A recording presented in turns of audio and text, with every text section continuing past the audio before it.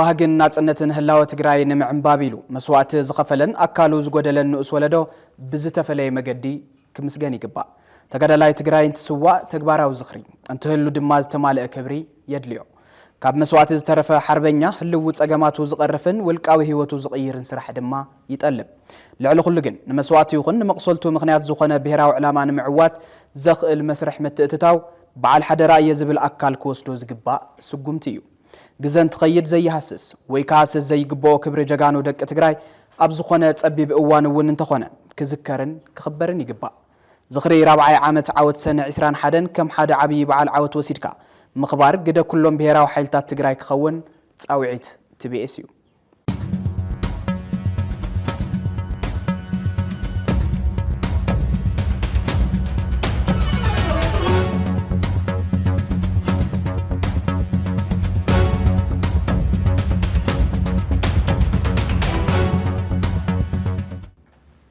ሰላም ጥዕና ይሃበለይ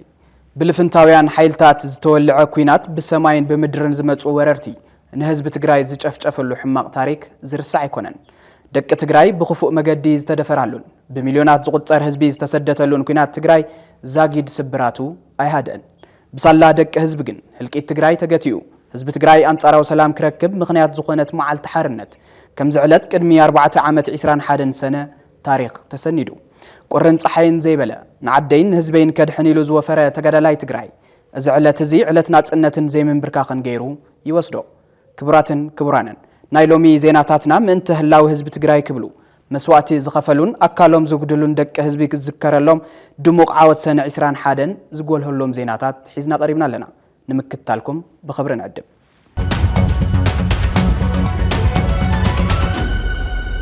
ቅድሚ 4 ዓመት ከም ዝዕለት ኣብ ልዕሊ ነበርቲ መንበረ ቅዱሳን ለምለም እንደርታ ብሰራዊት ኢትዮጵያ ግፍዕ ተፈጺሙ ጽንታ ትግራይ ከይርሳዕ ከይድገም ካብ ቃል ንላዕሊ በብዕለቱን ዝተፈጸሙ ግፍዕታት በብዕለቱ ክዝከሩን ፍትሒ ክሕተተሎምን ይግባእ ምእንተዚ በዛ ዕለት ዝተፈጸመ ግፍዒ ከም ዝስዕብ ክንዝክሮ ኢና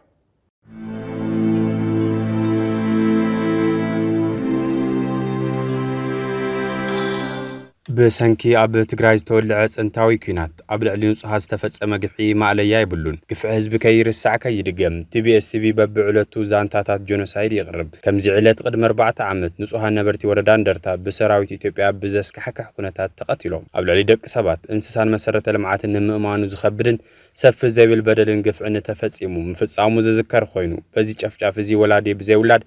ولاد بزولادي كترف قيلو دحري 4 عامت حزون حزبي اب زي تملس حتون زي ترغاغص فتحن يركب نزبص حبدلن قفعن فتحن كركب كم حزب المنغستن بحبار تنابي بخم كلاس انداتغب بسنكي مرحت حوحات زفطر وناي ومبر وطت عشان بايدن نزبص حبدل كقالحن فتحي كركبن هلو صاتو كخبرن منقد لمعات كجمر انكا اي خالن كابصنتاز وصا منسي تግራይ አደዳ ስደትን ስቃይን ሞትን ከውን ኣብታ ህይወቱን አካሎም ዝገበሩላ ትግራይ ንምንባሩን ተስፋ ብሰአነሉ ብርክ በጽሑ ከምዘሎ ዕለታው ተሪኦ ኮይነሎ ፍታሕ ዘይረኸበ ጽንታ ምቕጻሉ ነዚ ዝምልከቶ መንግስት ዘይምርጉን ህዝቢ ከም ህዝቢ ኣብ ዘይተደለየ ሻቅሎት ኣትዩ ይርከብ መራሕቲ ካብቲ ዘለው ወጥሮ ወጽዮም ህዝቦም ፍታሕ ክረክብ ክሰርሑን ንዝበጽሕን ይበጽሕን ዘሎ በደልን ዝኽሕስ ስርዓት ከንግሱን ሰፋሕ ጻውዒታት ይቀርበለው ብፍላይ ዝተመዛበለ ህዝቢ ክምለስን ዝተቆረሰ መሬት ትግራይና ብሰዋንነቱ ከኣቱን ብዘይ ዝኾነ ይኹን ቅድመ ኩነት ክጅመር ዘሎ ዋኒን ምዃኑ ብተረጋጋሚ ዝጥለብ ዘሎ ጉዳይ እዩ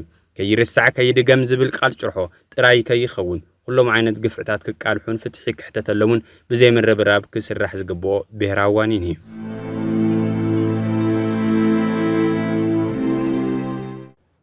ቅድሚ 4 ዓመት ከም ዝዕለት መቐለ ዝተቆጻጸረ ባህጊ ናጽነት ህዝቢ ዘንደዶ ተጋዳላይ ትግራይ እዛ ብሄር ንህላው ኣናይ ተኸፍሎ ዋጋ ጫፍ ዘርእን ከተመዝግቦ ትኽእል ድሙቕ ዓወትን ዘመላኽት ነይሩ ድሕሪት ምልሲልና በዛ ዕለት መቐለ ዝነበራ ኩነታት ንምርኣይ ዝፈተነ ምስላዊ ትሕዝቶ ተኸታቲልና ንመለስ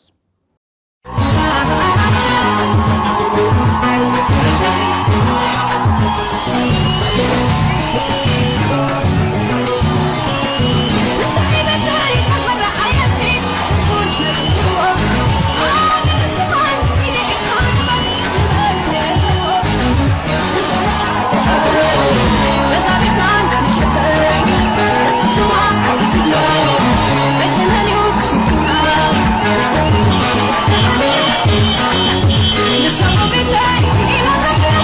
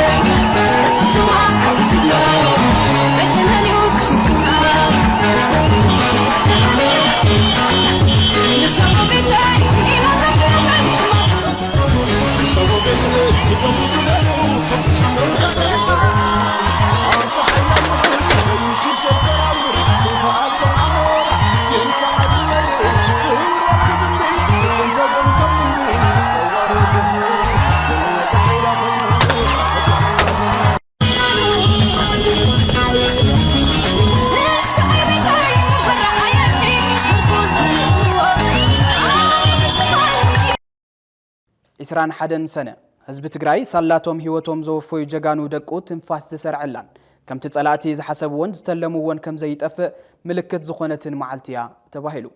እዚ ዝበሉ አባላት ሰራዊት አርሚ 44 ምስትካልና ብዝነበሮም ጻንሒት እንትኸውን ምእንተ ህላው ህዝብ ትግራይ ዝተኸፈለ መስዋዕትን መጉደልትን ብሰንኪ መራሕቲ ዝፈጥርዎ ቅልውላው ክድበሰይ ከአለን ዝበሉ እዞም አባላት ሰራዊት ነቲ ተፈጢሩ ዘሎ ብሄር ዝብትን አካይዳ ብልዝብ ክፍታሕ ተላቢዮም ዝርዝረለና በሰንኪ አብ ትግራይ ዝተአወጀ ጽንታዊ ኩናት ንዝተፈጠረ ምጽአት ዝመስል ህልቂት ደቅ ሰብ ንምምካት ዝወፈረ መንእሰይ ትግራይ ኩሉ ሻብን በዚ ዕለት ክዝከርን ግድን ይኸውን ምእንተ ህላውኖም ክብሉ ዝወፈሩ መናእሰይ ህዝብን ዓድን ከውሑሱ ነዊሕ ከይዶም ሰራዊት ሃኒጾም ብዝገበርዎ ሓያሎ ገድሊ 21 ሰነ 2013 ዓመተ ምህረት ንዋና ከተማ ትግራይ ዝኾነት ከተማ መቐለ ሓዊሱ ብርክት ዝበሉ ከባቢታት ትግራይ ሓራክ ወፅእ ጀግንነት ፈጺሞም ሸሞንተ ወርሕ ሙሉ አብ ጸልማ ዝነበረት ትግራይ ደቃ ብዝገበርዋ መስተንክራዊ ጀግንነት ናይ ብርሃን ተስፋ ክትርኢ ዝገበረ ዓብይ ዕለት ምዃኑ ሓደ ነገር ኮይኑ 21 ሰነ ዝተረኣየ ዓወት ሙሉእነት ዘይምርኻቡ ንብዙሓት ፍልፍል ሓዘን ምዃኑ ይንገር ከጥፍወን ከብርስወን ዝመጹ ሓይልታት ብበርቃው ስርሒት ዝዳዓኸ ሰራዊት ትግራይ አጽዋሮምን ሓይል ሰቡን ራሕሪሖምን ዝሃደሙሉ ኣብ ልብን መንፈስ ህዝብን ሰራዊትን ትግራይ ድማ ዓወትን ናጽነት ኒሕን ሓቦን ዝተንጸባረቐሉ እዚ ዕለት ተጋዳላይ ብፍሉይ ይዝክሮ ነዚ አመልኪቱ ዘዘራረብናዮም አባላት ሰራዊት ትግራይ ዝበልዎ እንሆ ማለት መጀመሪያ ተአተተለና ማለት ናይዚ ህዝብ ድባብ ጽቡቕ እዩ ነይሩ ማለት ልባዕለይለ ብጣዕሚ እየ ደስተኛ ነይረ ናይ ሰነ 21 ከም ባዕለይ ገልጾ ተለኹ አማኸል ትግራይ ሙሉ ጸላትና ብዝኸበብዎ ጸላትና ብዝተፈላለየ መልክዕ ብዘምጽዎ ከበርትን ቅልልትን ዝበሃል መሳርያ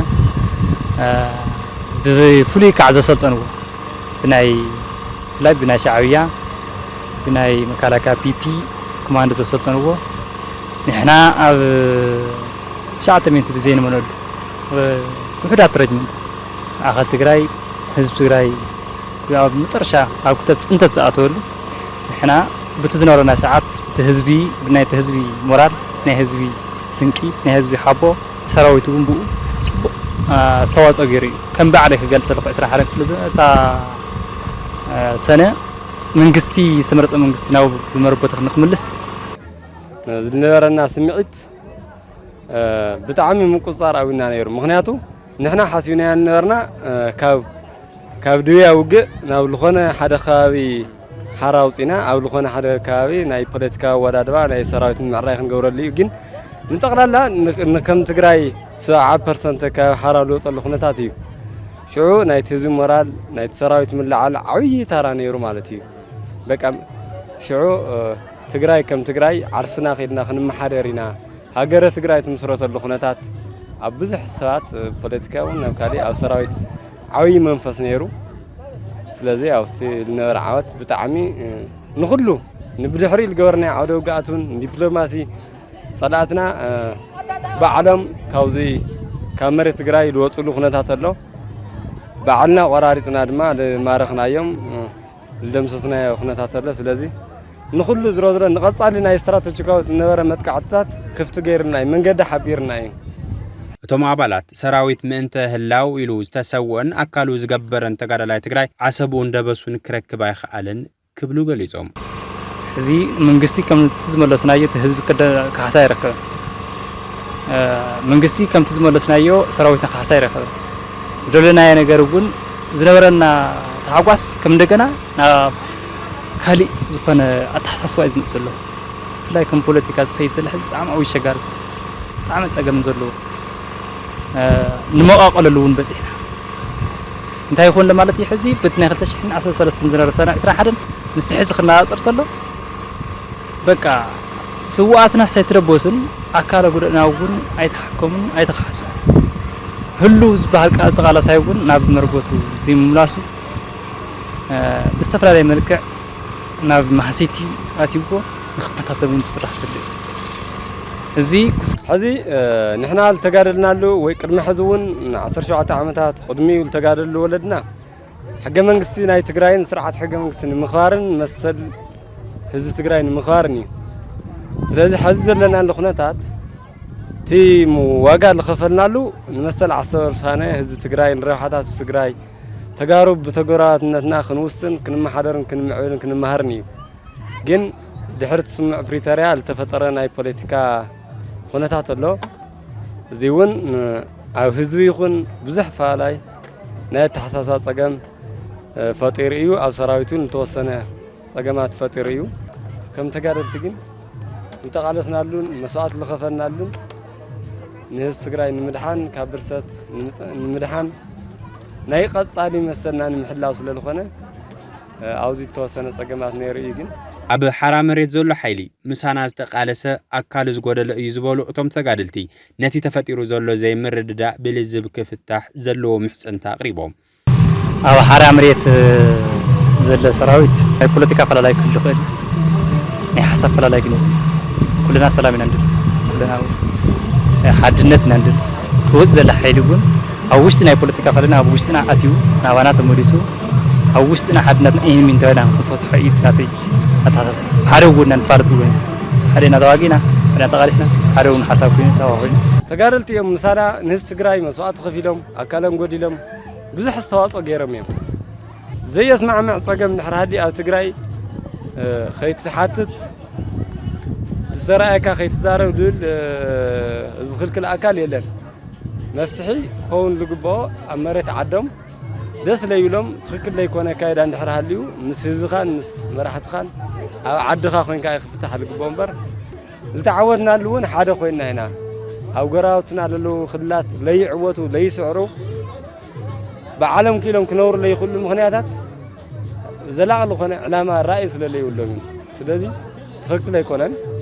ሕዚ እውን ናብ ዓዶም ይመለሱ ምስ ናይ ፖለቲካዊ መፍትሒ ዘለዉ ኣካላት ምስ መንግስቲ ይረኣድኡ ይቕረቡ ናብ ህዝቢ ይቕረቡ እስስቶም ንሓስዎ ትክክል እንድሕር ኮይኑ እኮ ተው ዘለ ህዝቡን ተቐባልነት የምረኹ ካብ ትግራይ ወፃኢ ኮይንካ ትገብሮ ምንቅስቃስ ግን ንትግራይ ክብርታት ህዝቢ ትግራይን ክብርታት ሰራዊት ትግራይን ምርኻስ እዩ ዝኸውን ትግራይ ካብቲ ዘላቶ ፀገም ክትወፅን ግዝኣታዊ መሬት ትግራይ ናብ ሰብ ዋንኡ ከኣትውን ተመዛበልቲ ብውሕስ መንገዲ ክምለሱ ንዝኽእሉ ዓቕሚ ብሄር ብምእካብ ከም ዝኾነ ገሊፆም እንተ ማዕራድያ ትግራይ መጀመርያ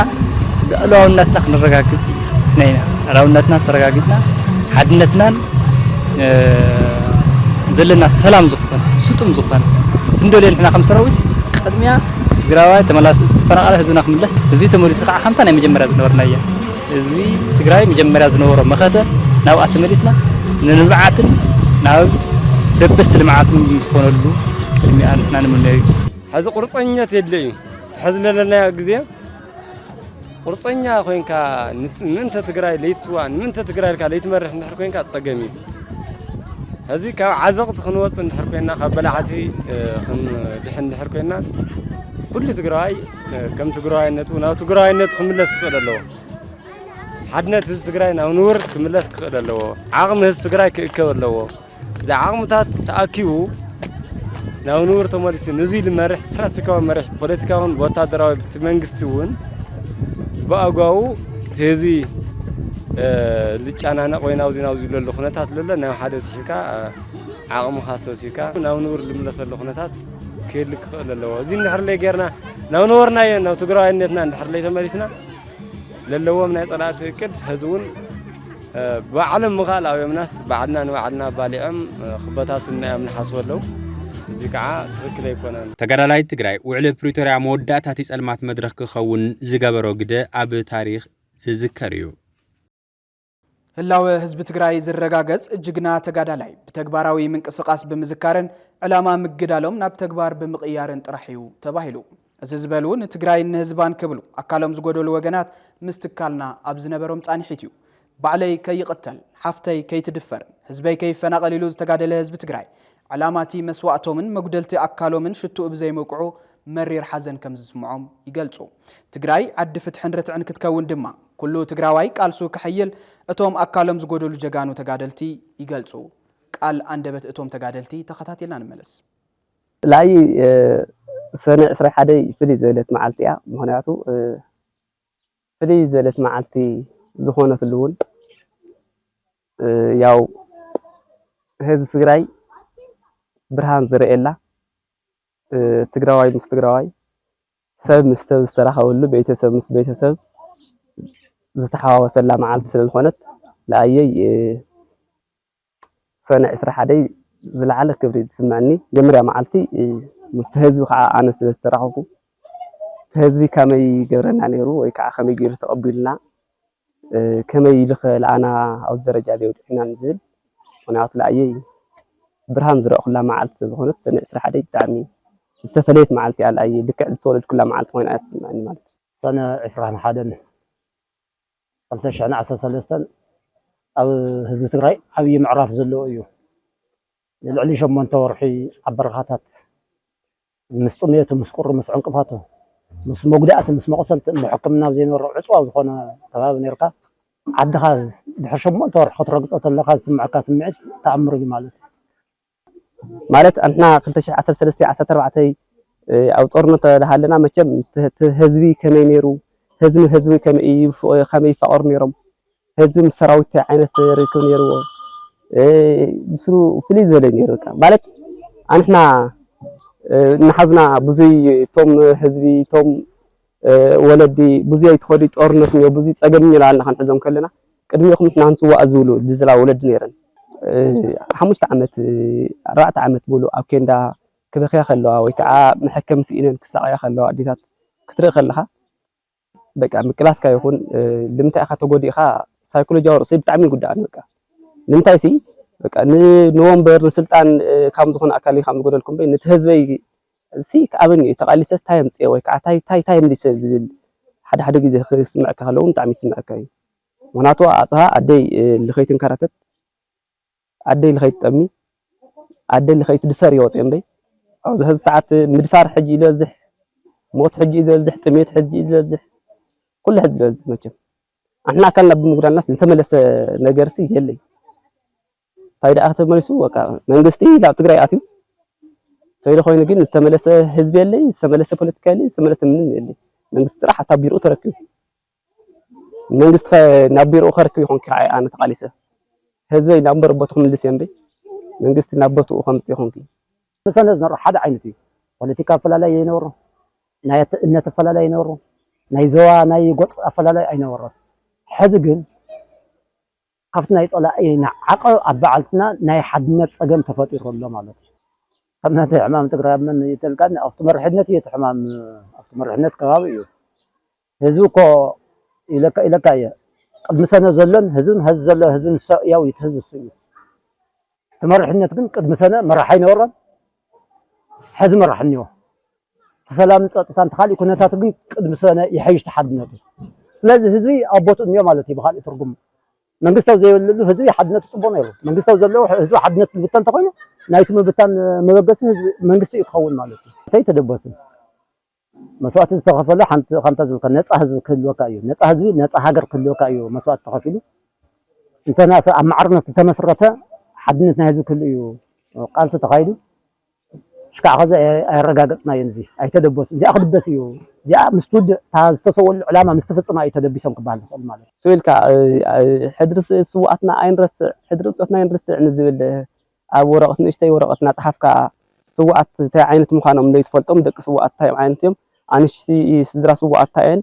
دقن سدرا سوات تاعين منم زي يغبر كالن ነገር ግን ስድራ ስው እንዝብል አን ባይዘው ወይ ዘይ ቁበለ ጭርሖል በቃ ስለዚህ ያው መራሕት ትግራይ نعمربتكم بتخكل هذا تجري كتملسوا نحتبلوا خوينكم كلهم حدا عينت بوليتيكا كلهم لو حدا عينت مطيكم بزحات هتصاون تقلعوا أبرخا حميجرنا أنا قريفنا يمتينا لكم حاسبكم مستنتنكم لو تزنوركم حادنت فمالسكم هذا تجري دقام يحزون لو طورنا الخيط تأتيوه تسمعوا معي خبل دلي زي خسر حلو زقال أقل مني تلقى بالبصحي تقولوا حدي بالعلى حدي تحت قولوا كل سو خسر حلو الله من قصة صر حلو له محاورات تكالات كسر حل له إن ميديا سبات كسر حل له حد ترى عبال تقرأ يزبهن كسر حل له بوانا نتقن نزيو موادد مروح يزخيد من قصة بن يجلي ودب ناصنت تግራይ እዚ ሎሚ ዝጽምበል ዘሎ ድሙቕ ዓወት ወለዶ ብሄራዊ ዓወት ክብል ሰይምዎ እቲ ውድብ እዚ ዝበለ ንዓወት 21 ሰነ ኣመልኪቱ ኣብ ዘውፅኦ መግለጺ እዩ ተወሳኸለና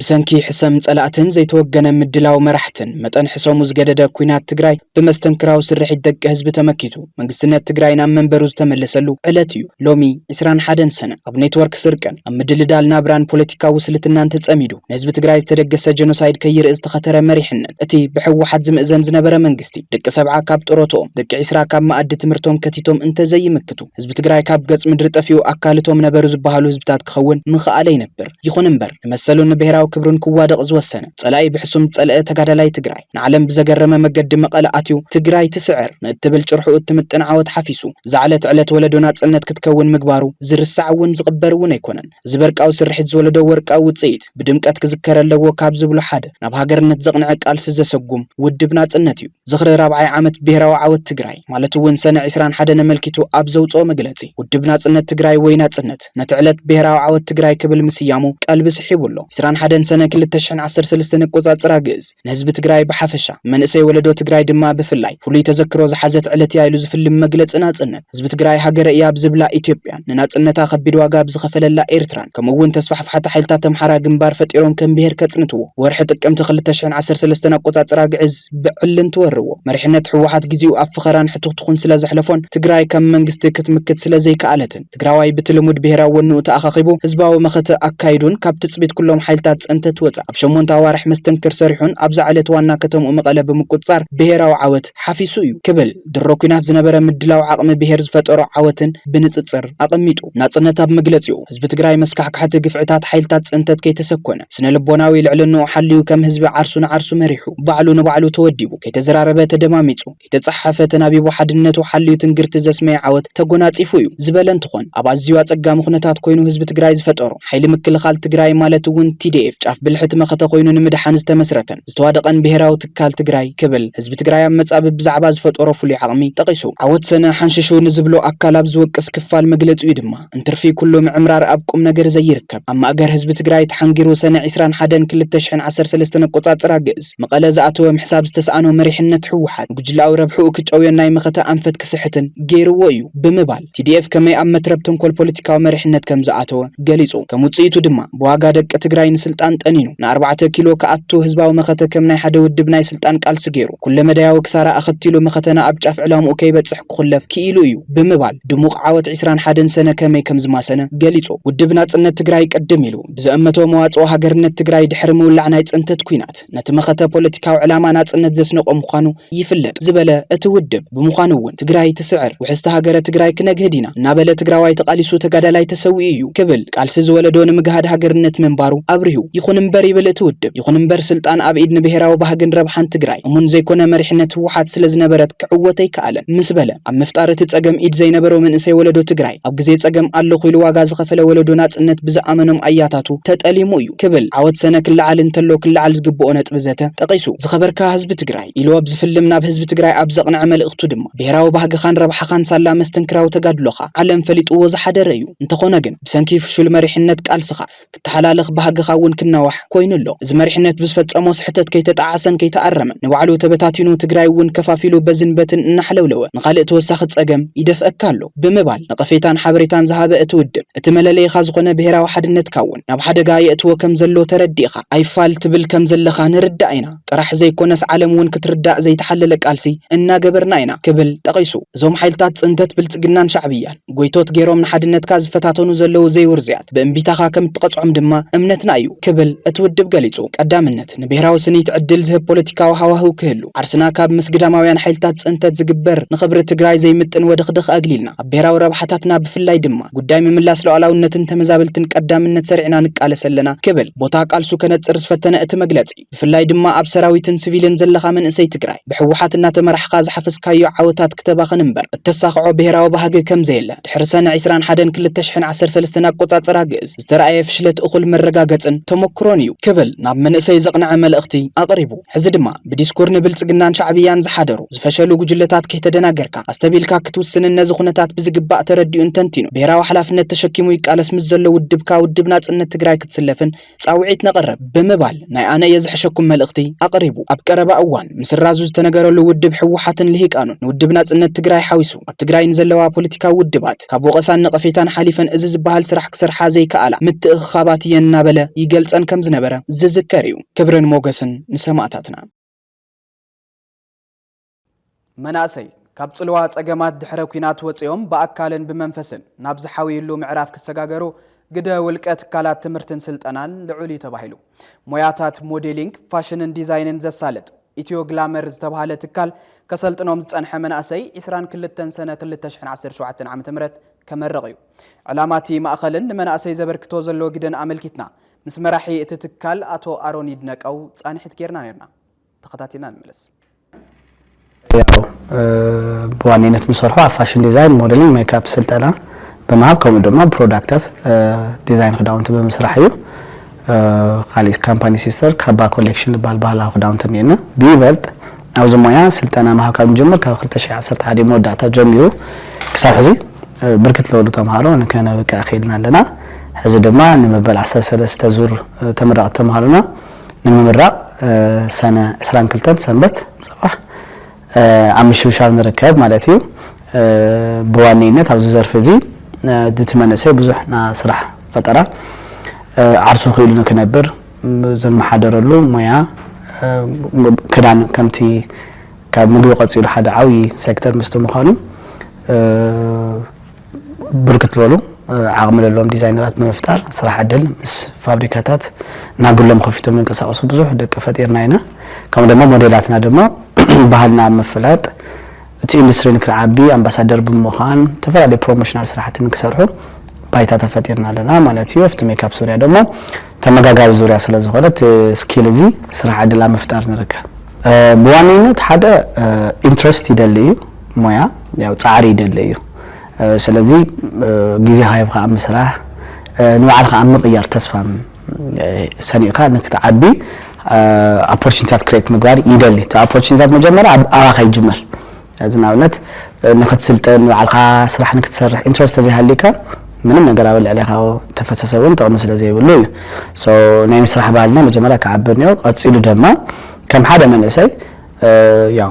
መንግስታዊ ትካላት ደግሞ ወይ ደግሞ ናይ ግለሰብ ዘለዎ ደግሞ ንዝሰርሕ ኦፖርቹኒቲ ክሬት ተመጋጊቡ ዝቕፅል ስለ ዝኾነ ማለት እዩ። ጠንኪርካ ምስራሕ እቲ ሞያ ደግሞ بتجبر للرأي يعني ديزاين تناس بتجبر للرأي موديلين تناس بتجبر رأي ميك اب تناس بتجبر للرأي سكعزو خلا ناي تجبر سب مخان بتعمي دليل بعنا بكل بحفشة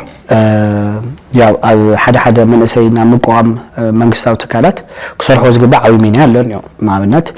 كم شير محاور قينام وين دمو بوتا عمهاب ناس عارض إنك أتوي ماشينري بمفقد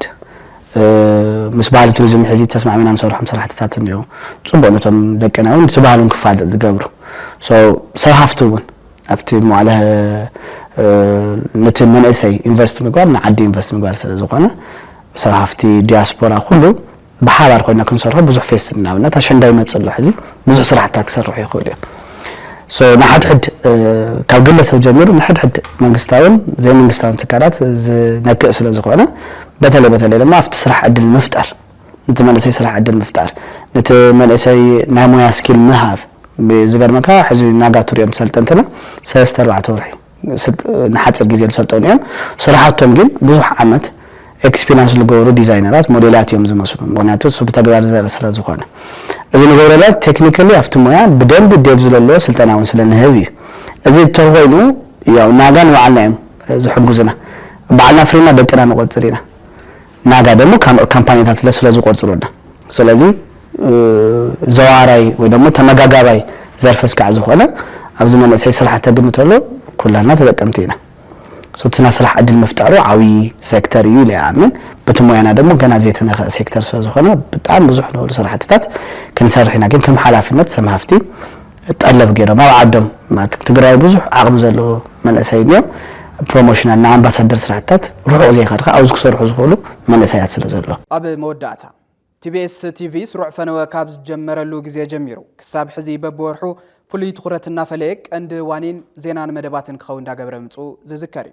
ابزور حزي ورح سنه دماق اند تخرت كالنا اتي اب حلوف صنتا تግራይ مسوات خفيلو تግራይ انصاراو سلام كتركب زغبره جغنا تغادالاي مذكاري خون تግራይ استمالئ سلام زلاقي قطباوي عبيتن زتامامن ديموكراسن كلوا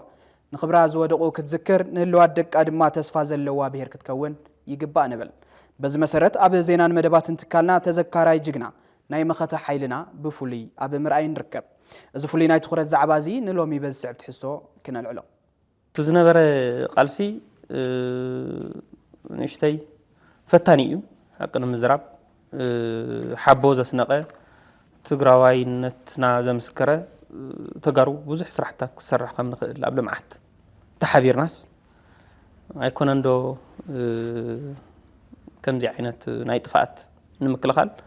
ትቀሊል ልምዓት እኳ ብትንትን ኢልና ከመይ ክንገብሮ ከም ዘለና የተማሂሩላና ሶ ሕብረት የድሊ እዩ ዝኾነ ነገር ሲ ብሕብረትና ኢና ሽኒፍና እምበር ካልእ ሓድሽ ነገር ተፈጠረ የለን ተፈለና ህዝቢ ስለ ዝኾንና ኣይኮነን ሲሉ ሕብረት ሓድነት ዕላማ ነይሩ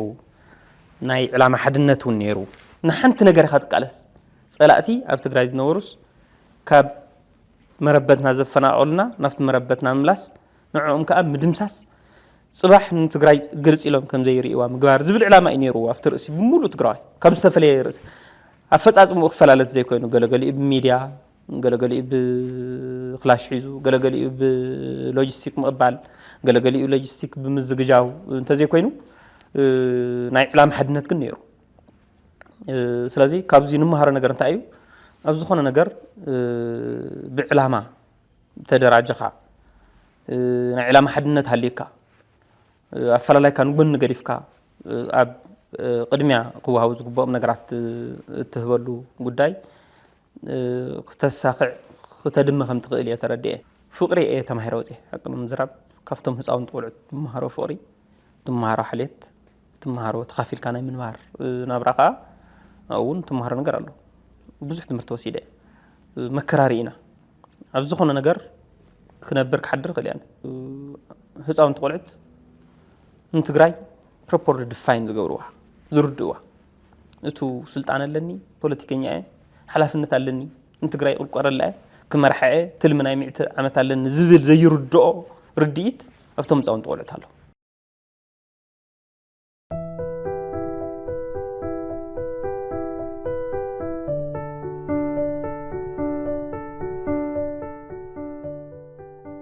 ክቡራትን ክቡራንን ንሎሚ ዝበልናዮም ዜናታት ኣብዚ ዛዚብና ኣለና ምስ ዝተረፉ ምድላዋት ቤት ቴሌቪዥን ሰናይ ጻንሒት ክኾነልኩም ንምነ ክብርን ሞገስን ንጀጋኑ ሰማዕታትና